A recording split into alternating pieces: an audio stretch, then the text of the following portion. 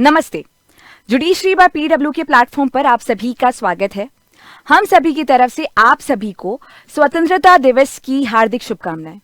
लग रहा है कि इंडिया अब थोड़ा सा बूढ़ा हो रहा है, कुछ समय हो चुका है हमें भी देश बने। आज के सेशन में हम बात करने वाले हैं उन वकील के बारे में, उन लॉयर्स के बारे में जिन्होंने देश की आज़ादी में कंट्रीब्यूट किया है, इवन संविधान की रचना में भी अपना मैसिव कंट्रीब्यूशन दिया है। इन सभी वकीलों के पास में इमेंस और कॉम्प्रिहेंसिव लॉ की नॉलेज तो थी ही, पर इसके अलावा और भी काफ़ी सारी वर्चूज इनके पास थी, जैसे कि करेज, ब्रेवरी, गुड वैल्यू सिस्टम। इसके अलावा अपनी जो लॉ की नॉलेज के थ्रू सूझबूझ सीखी है, उसे कैसे इस्तेमाल करना है ब्रिटिशर्स के सामने, कैसे बनाना है बेस्ट कॉन्स्टिट्यूशन वर्ल्ड में। ये सारी चीज़ों का हम लोग एक एक करके डिस्कशन करेंगे। और बिगिनिंग हमारी अगर फादर ऑफ द नेशन के साथ नहीं होती है तो क्या ही बात रहती है। महात्मा गांधी, जिनका लीगल बैकग्राउंड था कि वो यूनिवर्सिटी ऑफ लंदन से उन्होंने एलएलबी किया था, प्रैक्टिस किया था लॉ बॉम्बे में भी और साउथ अफ्रीका में भी। अगर हम बात करें इनके कंट्रीब्यूशन के बारे में तो लिस्ट खत्म नहीं होगी, लेकिन फिर भी जो इंपॉर्टेंट इवेंट्स है वो आपके सामने है। चाहे हम बात करें चंपारण सत्याग्रह के मूवमेंट के बारे में, चाहे हम बात करें खेड़ा सत्याग्रह मूवमेंट के बारे में, खिलाफत मूवमेंट के बारे में, नॉन कोऑपरेटिव मूवमेंट के बारे में, दांडी मार्च के बारे में किसने नहीं सुना है। इसके अलावा civil disobedience movement, Gandhi Irwin pact के बारे में। इसके अलावा जो इनके टूल्स रहे हैं अहिंसा वाले, नॉन वायलेंस वाले, और किस तरीके से नॉन वायलेंस का पाठ पढ़ाते पढ़ाते इन्होंने देश को आज़ादी दिला दी। ऐसा कहा जाता है कि इनसे तो ब्रिटिशर्स भी झुक के ही रहते थे। तो इनका कंट्रीब्यूशन बहुत ही इमेंस रहा है। इनफैक्ट उस टाइम पे नहीं, आज की तारीख में भी जब नॉन वायलेंस की बात की जाती है तो इनका नाम मेंशन होता ही है। अगर सच्चाई की बात होती है तो इनका नाम मेंशन होता ही है। इनकी काफ़ी सारी किताबें भी हैं। I would recommend everyone to read Hind Swaraj, I would recommend everyone to read my experiments with truth. ये 2 किताबें हैं जिनसे आपको काफ़ी कुछ सीखने को मिल सकता है। वैसे तो देखो, अगर इनके कंट्रीब्यूशन की बात करें तो वो कोई लिस्ट खत्म नहीं होने वाली है, बट हम लोग ब्रीफली कुछ इन वकीलों के बारे में बात करने वाले हैं। और वकीलों की भी लिस्ट बहुत बड़ी है एक्चुअली। अगर हम लोग बात करें वकीलों के बारे में जिनका कंट्रीब्यूशन रहा है इंडिपेंडेंस में, संविधान की रचना में, तो वो लिस्ट भी बहुत ही लॉन्ग है, लेकिन हम लोग कुछ ही डिस्कस कर पाएंगे इस सेशन में। पोस्ट इंडिपेंडेंस रोल की बात करें तो क्योंकि इनका 1948 में असैसिनेशन हो गया था, तो इनका कोई पॉलिटिकल पोजीशन नहीं हो पाया, कोई पॉलिटिकल ऑफिस नहीं हो पाया, लेकिन इनके आइडियल्स आज भी खड़े हैं। अगर आप डीपीएसपीज उठा के देखोगे, directive principle of state policy उठा के संविधान में देखेंगे, तो गांधीयन प्रिंसिपल्स अभी भी इम्बाइड है, जहां पे पंचायती राज सिस्टम की बात की जा रही है, जहां पे कोऑपरेटिव सोसाइटीज की बात की जा रही है, जहां पे आज की तारीख में भी लोकल सेल्फ गवर्नमेंट को, कॉटेज इंडस्ट्रीज को हम प्राथमिकता दे रहे हैं।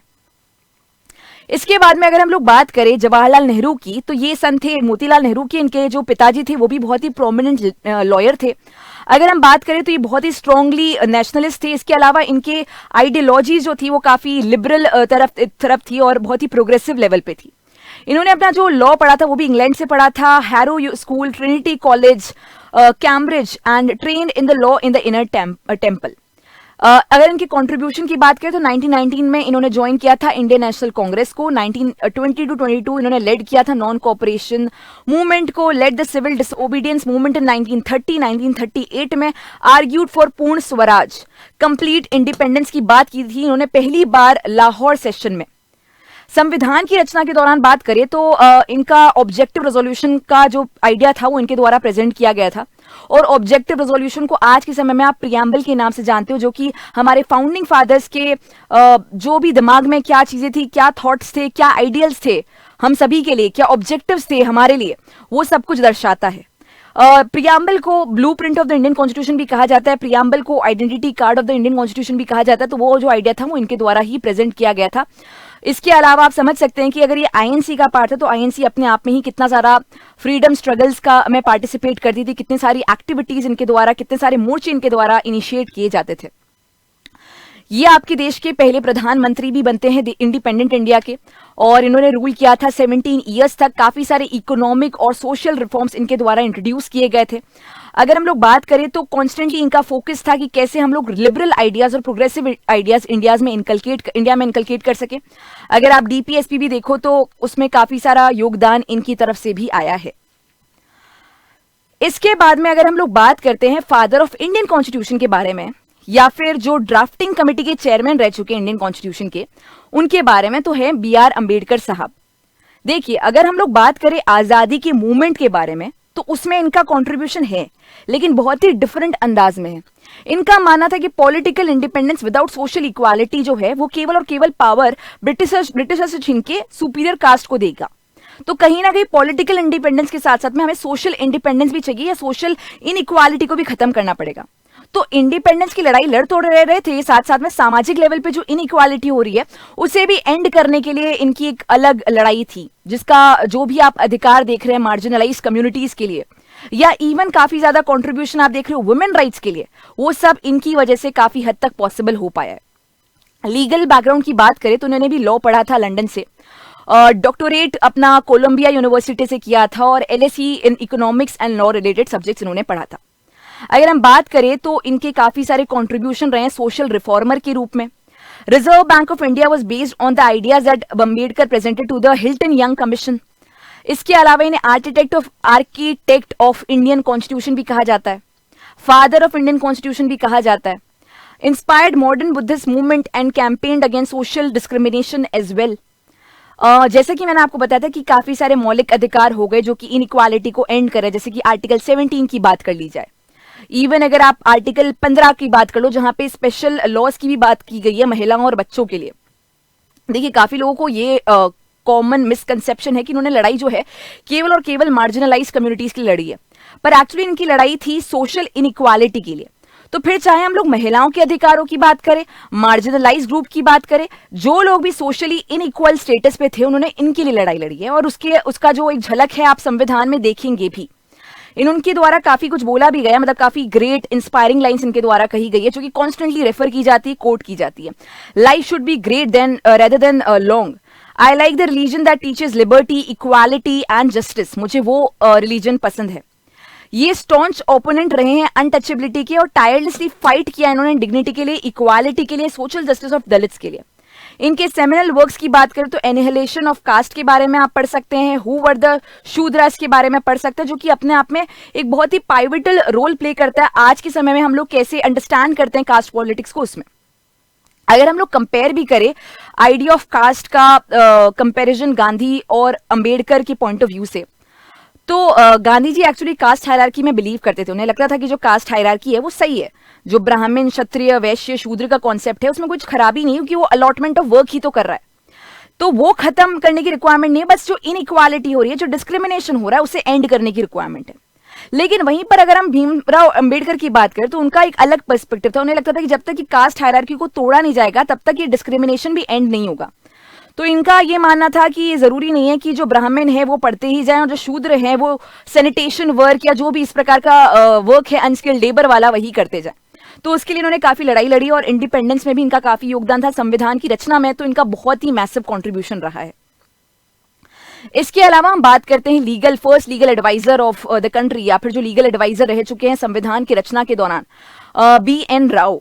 तो लीगल बैकग्राउंड की बात करें तो इंडियन सिविल सर्विस ऑफिसर थे, और लॉ बैकग्राउंड था इनका, एक्सपर्ट था इनका कॉन्स्टिट्यूशनल लॉ में।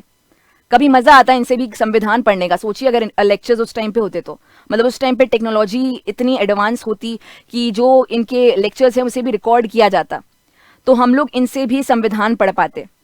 खैर ये तो एक विशफुल थिंकिंग हो गई, पर फ्रीडम में भी काफी कंट्रीब्यूशन रहा है। कॉन्स्टिट्यूशनल एडवाइजर रहे कॉन्स्टिट्यूएंट असेंबली के। जो फर्स्ट इनिशियल ड्राफ्ट था संविधान का इनके द्वारा ड्राफ्ट किया गया था, इनके द्वारा प्रिपेयर किया गया था। इंडिपेंडेंस के बाद भी इन्होंने इंडिया को UN में रिप्रेजेंट किया है, जज बने हैं इंटरनेशनल कोर्ट ऑफ जस्टिस में। इसके अलावा भी फ्रीडम, जो देखो काफी लोग जो हैं जो कॉन्स्टिट्यूशन के रचना के टाइम पे काफी प्रोमिनेंटली थे, ऐसा नहीं कि वो इंडिपेंडेंस के टाइम पे नहीं थे। इन्होंने उस टाइम पे भी, इंडिपेंडेंस के टाइम पर भी जब स्ट्रगल चल रहा था, अपने लॉ की नॉलेज के थ्रू, सूझबूझ के थ्रू काफी सारे सुझाव प्रेजेंट किए थे, काफी सारे आइडियाज प्रेजेंट किए थे कि किस तरीके से क्या चीज की जा सकती है। या काफी इन लोगों ने डायलॉग किया था डिप्लोमेटिक लेवल पर ब्रिटिशर्स के साथ में, जिसने काफी हेल्प किया था कि किस तरीके से हम लोग अल्टीमेटली इंडिपेंडेंस ऑब्टेन कर पाएंगे या रीच कर पाएंगे। इसके अलावा iron man of the country Sardar Vallabh Bhai Patel, इनका तो काफी ज्यादा बड़ा योगदान रहा है इंडिया के स्ट्रगल में जो कि इंडिपेंडेंस का रहा है। इन्होंने गाइड किया इंडिया को एक यूनाइटेड इंडिपेंडेंट नेशन बनाने में। इन्होंने ऑर्गेनाइज किया था खेड़ा सत्याग्रह, और बहुत सारे रिवोल्ट का पार्ट रह चुके हैं। जब भी ब्रिटिशर्स ने कभी भी इंडिया को दराने की कोशिश की है, इन्होंने बहुत ही स्ट्रांगली अपनी आवाज उठाई है। Elected president of INC in 1931, अगर हम बात करें तो architect of united India and independence इन्हें कहा जाता है।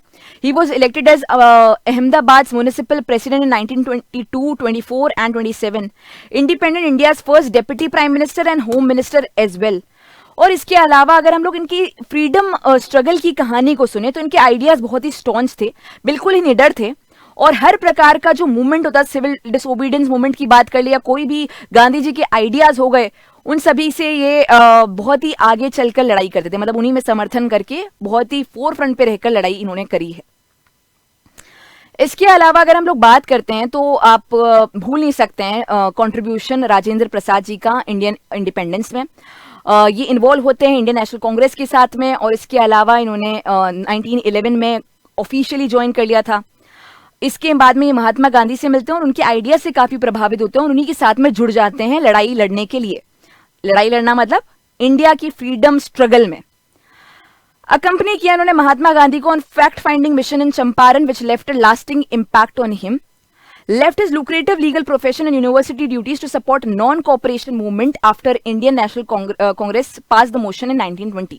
जैसे कि मैंने कहा, गांधी जी से मिलने के बाद में इनके आइडियाज इंडिपेंडेंस के लिए काफी बदल चुके थे और अब ये भी नॉन कोऑपरेशन मूवमेंट और इसके अलावा बाकी सारे सिविल डिसओबीडियंस मूवमेंट का पार्ट रहे थे। और इसके बाद में आप लोग सभी जानते हैं देश के पहले राष्ट्रपति भी रहे थे। इसके अलावा और भी बहुत सारे लोग हैं। अगर हम बात करते हैं बाल गंगाधर तिलक की, तो उन्होंने भी कानून पढ़ा था। मदन मोहन मालवीय की, तो उन्होंने भी कानून पढ़ा था। तो अगर आप लिस्ट ऑफ लॉयर्स को निकालोगे, लिस्ट ऑफ वकील को निकालोगे जिन्होंने इंडियन इंडिपेंडेंस में कंट्रीब्यूट किया या भारत के संविधान की रचना में कंट्रीब्यूट किया है, तो वो लिस्ट एक बहुत ही लंबी लिस्ट रहने वाली है। ये कुछ चंद एग्जाम्पल्स ही रहे थे, लेकिन मैं आपको बता दूं कि इन एग्जाम्पल्स के साथ में आप और भी एग्जाम्पल्स को ऐड कर सकते हो कॉमेंट बॉक्स में। इसी के अलावा हम सेलिब्रेट कर रहे हैं 79th इंडिपेंडेंस डे। जैसे कि मैंने कहा, देश अब थोड़ा सा बूढ़ा हो रहा है, थोड़ा टाइम हो गया है हमें भी, और इसी मौके पर हम आप सभी को एक गिफ्ट देना चाहते हैं, जहां पे आपको 80% तक डिस्काउंट मिलने वाला है जुडिशरी बाय पीडब्ल्यू के सभी कोर्सेज पर। चाहे हम जुडिशरी के फाउंडेशन कोर्स की बात करें, चाहे हम एपीओ के फाउंडेशन कोर्स की बात करें, चाहे हम हरियाणा एडीए जिसकी वैकेंसी आ रखी है, ध्यान रखना डेट भी आ चुकी है, उसके कोर्स की बात करें, या different kind of crash courses की बात करें, 80% तक डिस्काउंट काफी बड़ी बात है। और यहाँ पे आप देख सकते हैं कि विधान 3.0 में आपको 24,999 प्राइस में 4 साल की वैलिडिटी के साथ ये कोर्स मिल रहा है। 4 years is a very long period of time, 2 साल लाइव और 2 साल रिकॉर्डेड एक्सेस। इसके अलावा अभियोजन बैच जो है वो एपीओ, एपीपी, एडीपीए का फाउंडेशन बैच है। ये भी अभी बहुत बढ़िया है। अगर आप कॉलेज स्टूडेंट हो तो आप इस बैच में एनरोल कर सकते हो। निकलने के बाद आप एपीओ का एग्जाम तुरंत बेसिस पे क्रैक कर सकते हो। 3 साल एपीओ या एपीपी की तरह सर्व कीजिए, 3 years आपका मिनिमम प्रैक्टिस ईयर में काउंट होगा, और उसकी दौरान आप जुडिशरी के बैच में एनरोल कीजिए जब आप एपीओ बन जाओ हमारा बैच लेने के बाद, जो कि मुझे पूरा अश्योरेंस है कि आप बन ही जाएंगे। उसके बाद में आप जुडिशरी का बैच ले सकते हैं। तो अभी डिस्काउंट देखें तो 11,999 रुपीज में आपको एपीओ का फाउंडेशन बैच मिल रहा है। हरियाणा एडी की डेट भी आ चुकी है और इसके साथ साथ में नोटिफिकेशन आ रखा है, आप जल्दी से एनरोल कर सकते हैं। इसकी प्राइस 8,999 रहने वाली है। इसी प्रकार से आप काफी सारे क्रैश कोर्सेज देख सकते हैं पीडब्ल्यू की ऐप पर जाकर, या डिस्क्रिप्शन बॉक्स में जो लिंक दे रखा है उसमें लिंक को ओपन करके आप ये सारे कोर्सेज को देख सकते हैं। आज के लिए इतना ही। आपको अगर कोई और नाम याद आ रहे हैं, कोई और वकीलों के नाम याद आ रहे हैं जिनका कंट्रीब्यूशन बहुत ही मैसिव रहा है, तो कमेंट में जरूर मेंशन करना, और साथ ही साथ मेंशन ये भी करना कि उनका कंट्रीब्यूशन एग्जैक्टली रहा क्या है। Thank you.